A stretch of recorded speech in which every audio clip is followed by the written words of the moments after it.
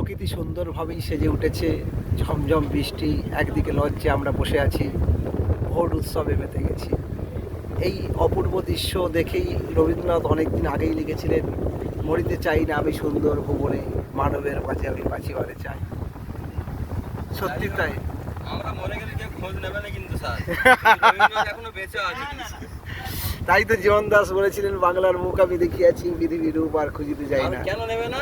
না, আমরা স্ত্রী পুত্র পরিবারে নিয়ে এমন স্বার্থমগ্ন যে আমার হচ্ছে ছেলেকে ভালো জায়গায় পৌঁছাবো, আমার মেয়েকে ভালো জায়গায়, হয়তো বৃদ্ধ বয়সে আমাকে হচ্ছে অনাথ আশ্রমে ঢোকাবে, সেটা আলাদা জিনিস, কিন্তু আমি চেষ্টা করে যাবো। আমরা সুন্দরভাবে লঞ্চে আড্ডা দিতে দিতে এগিয়ে চলেছি। শ্মশান ঘাট থেকে এগিয়ে চলেছি জীবন্ত ঘাটে। জানি না জীবন্ত ঘাটে ফিরে আসবো কিনা। এগিয়ে চলেছি, আবার আসিও ফিরে ধানসিঁড়িতে, এই বাংলায় হয়তো মানুষ নয়, হয়তো সংকোচিন শালিকের বেশি। সত্যি তাই, এই বাংলায় আবার আসি। আসিও ফিরে এই বাংলা আসবে। এটা কি জোড়া পড়ে গেছে?